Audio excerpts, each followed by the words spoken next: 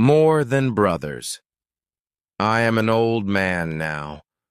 My hair is gray and my face has many lines. But I remember my teenage years very well. I often think about those days. One day, I found an old photograph in a box in my attic yesterday. It was a picture of two young boys with big, happy smiles. One of those boys was me, and the other was my best friend, Liam. Looking at that picture took me back to a different time. A time of long summer days and no real worries at all. A time when our friendship felt like the strongest thing in the world. Liam and I were more than just friends. We were like brothers. We lived on the same street and we did everything together. We understood each other without ever needing to say a word. Our adventures were small, but they felt very big to us then. We would ride our bikes to the edge of town just to see. We explored the small woods behind our houses for many hours. We had a secret hideout in an old tree, high in the branches. It was our private kingdom, where we would talk about our dreams. We dreamed of being astronauts and famous rock stars in the future. Life was simple, and it was good. A very peaceful, easy time. We thought that those sunny days would last for all of our lives. We did not know that storms were waiting for us in the future. Liam's father was a very kind and very strong, gentle man. He would sometimes play games with us in the backyard after work.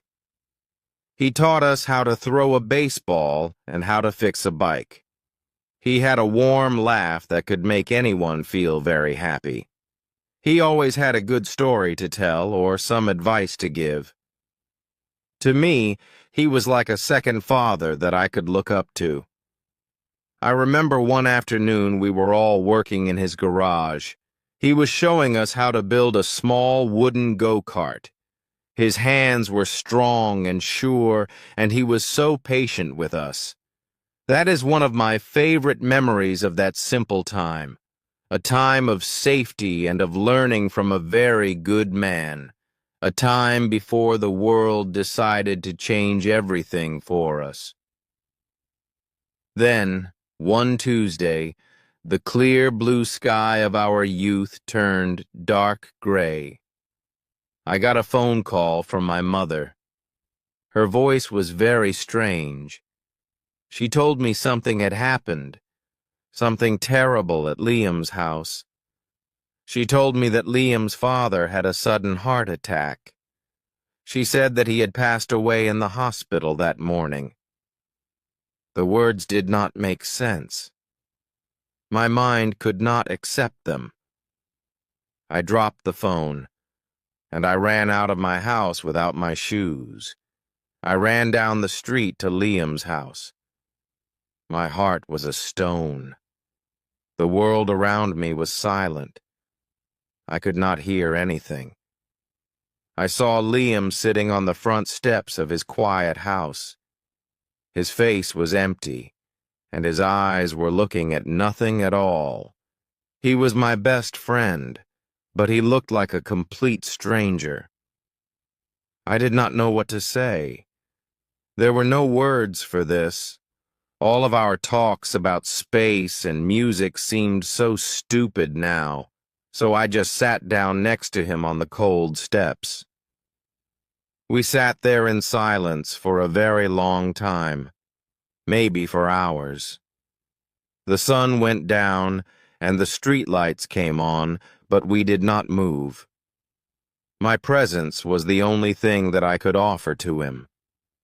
In the days that followed, Liam's house was full of sad people. Family and neighbors came to bring food and to say sorry. Liam stayed in his room. He did not want to talk to anyone. I would go to his house every day and just sit outside his door. Sometimes I would talk to him, telling him I was there for him. Most of the time I would just sit there in the quiet hallway, I wanted him to know that he was not going through this alone. Even if he wanted to be alone, I would be alone with him. That is what being a brother meant, to share the darkness. During that time, I tried to help his mother with small things. I would take out the trash or help with the dishes in the sink. I did not know what else to do. I just wanted to be useful. The funeral was the hardest day, a day of so much rain. It felt like the sky was crying with us for the man we lost. Liam stood there like a soldier, but his heart was broken. After the funeral, a new kind of silence filled Liam's life. The visitors stopped coming, and the house became very quiet. It was a heavy silence, full of memories and so much pain. Liam changed after his father's death. He became more serious. The happy light in his eyes was gone, replaced by a shadow. He did not talk about his dreams or the future anymore. He spent most of his time alone in his father's old garage. He would just stand there and look at all of his father's tools. The place was a museum of a man who was no longer there. I was so worried about him. I wanted to help him find the light.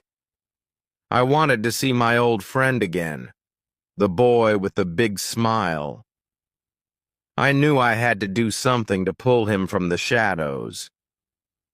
One day, I went into the garage with a new and simple plan. I pointed to the old go-kart that we had started to build. The go-kart was unfinished, just like our childhood was now. I told him that we should finish it, just like we had planned. I said his father would want us to finish the work we started. I thought working with our hands might help to heal our hearts. At first, Liam did not want to. He said he did not feel like it, but I did not give up on him. I kept asking him every day.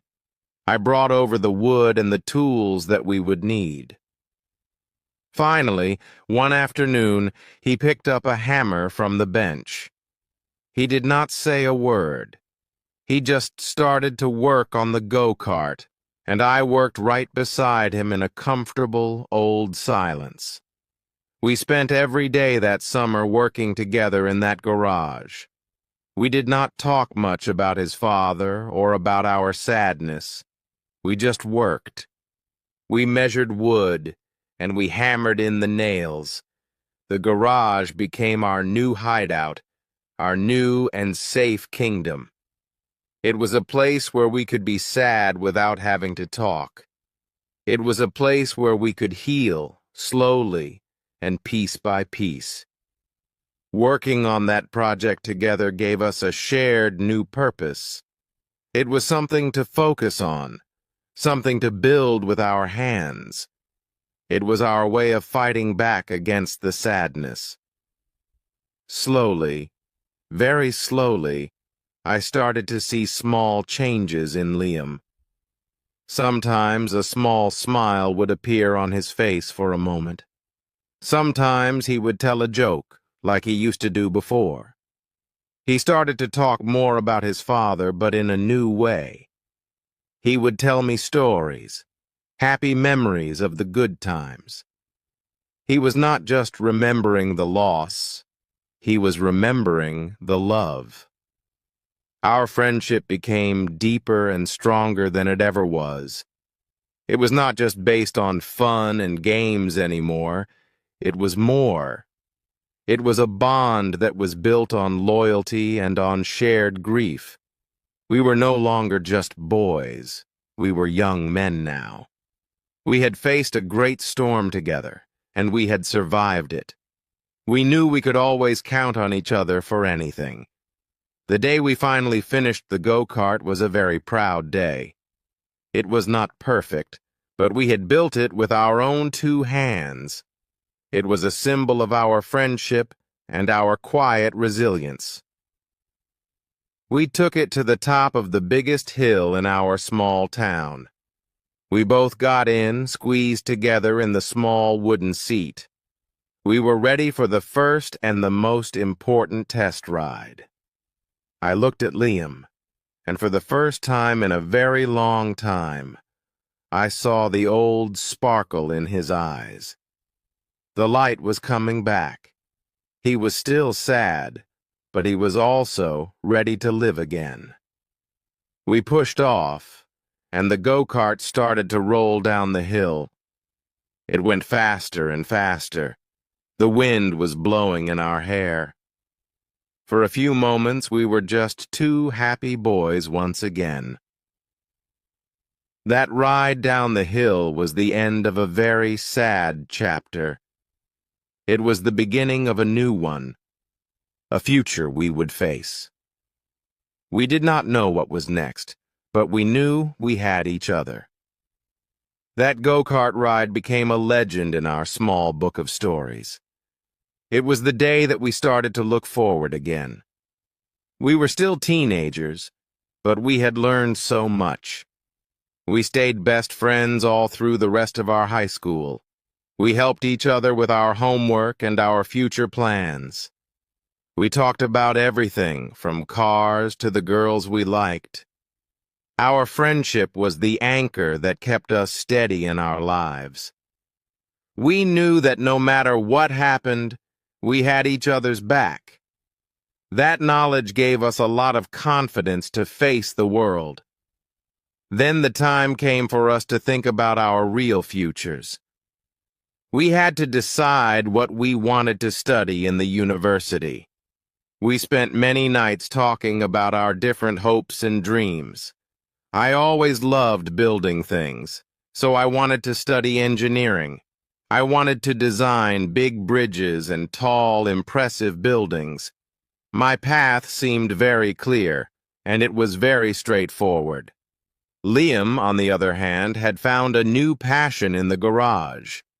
He discovered that he loved to create things with his own hands. He had a talent for art, for making beautiful things from wood. He decided that he wanted to go to a special art school. He wanted to learn how to be a furniture designer or a sculptor. His path was creative, and it was full of so much passion. We were both so very happy for each other's chosen paths, but we also realized that our paths were going to be different. They were leading us to two different cities far away. The thought of being separated was a very sad and hard one.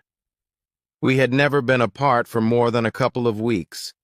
The idea of living in different cities was very scary to us. We sat in our old hideout in the tree for one last time. We made a promise to each other under the summer stars. We promised that the distance would never change our friendship.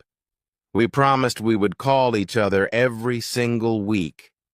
We promised we would write letters and visit on the holidays. We promised that we would always be brothers no matter what. So we packed our bags and we said a very difficult goodbye. We went off to our new lives in our different big cities. The first few months apart were the hardest ones for me. My new university was big, and I did not know anyone there. I felt very lonely in the middle of so many new faces. I missed the easy comfort of my friendship with my friend Liam. We kept our promise, and we called each other every Sunday. We would talk for hours about our new classes and new friends. It was the best part of my week, hearing his familiar voice. We shared our struggles, and we shared all our small victories. I told him about my hard exams, and he told me about his art. We were still a team, just a team that was long distance. When we came home for our first winter holiday, it was amazing. The moment we saw each other, it was like no time had passed. We fell back into our old friendship so very easily. We spent the whole holiday together, just like the old days. We even took our old go-kart for another ride down the hill. We laughed, and we felt like nothing in the world had changed. But as the years went on, life started to get much busier. We had more exams, part-time jobs, and new relationships. Our lives were becoming fuller and more complicated than before.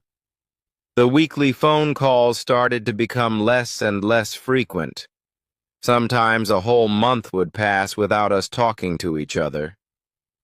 A new kind of silence grew between us, a silence of distance. It was not because of a fight or any kind of angry words. It was just the natural course of life pulling us apart.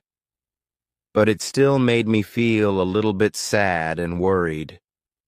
I missed my best friend and the simple connection that we had. I wondered if our promise was strong enough to survive time. I wondered if we were becoming strangers with shared memories. We both graduated from our universities and we started our careers. I became an engineer and I started to design big buildings. Liam became a successful artist. His work was in galleries. We were adults now, with adult lives and new responsibilities. We lived in two different worlds, and our connection felt thin. We would send a text message on birthdays and at New Year. Then one year, my own life was hit by a very big storm. I lost my job, and I went through a very difficult time. I felt lost and alone, just like Liam did many years ago. I did not know who to talk to. I felt so very ashamed. Then one night I picked up the phone and I called Liam. We had not spoken in almost 6 months, but I needed him. I told him everything that had happened. My voice was shaking. He did not say much. He just listened to me on the phone. When I was done, he only said, "I will be there tomorrow." He took a plane the next morning, and he came to my city. He showed up at my door, and he gave me a strong, tight hug. He did not ask questions. He did not offer any cheap advice. He just stayed with me for a whole week, sitting in my house. We did not talk much, just like in the old days in the hallway. His quiet, steady presence was the support that I needed. He was there for me, just like I had been there for him. He was repaying a debt that neither of us had ever recorded. He was being a brother when I needed one the most. In that week, I realized how wrong I had been to worry. Our friendship was not gone. It was just sleeping quietly. It was a deep river that was still flowing under the surface. The foundation we had built as boys was made of strong stuff. It was made of loyalty and shared pain and a deep respect.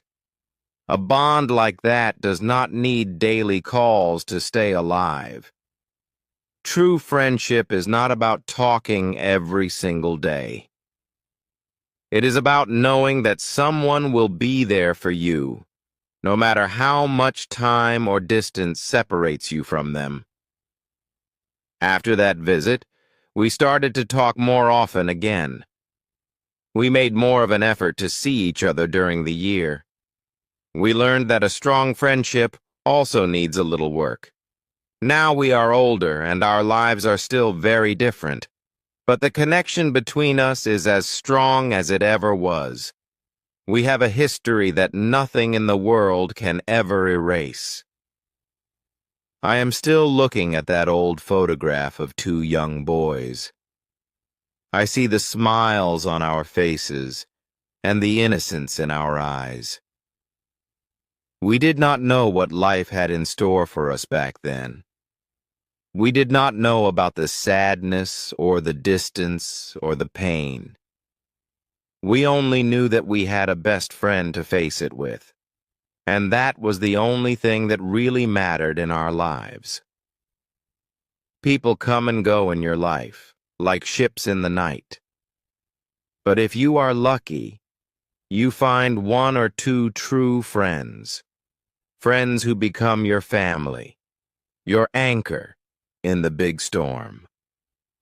Liam is my anchor. He has been for almost my entire life. He is the brother I chose, and I am so grateful for him. Our story is one of friendship that was tested by life, and it is a story of a bond that time could never break. I know that no matter where we are or how old we get, we will always be those two boys in a garage, building something. We will always be those two young men on a hill, ready to fly. We will always be there for each other in the light and dark, because that is what it means to be a true best friend. I hope this session was helpful.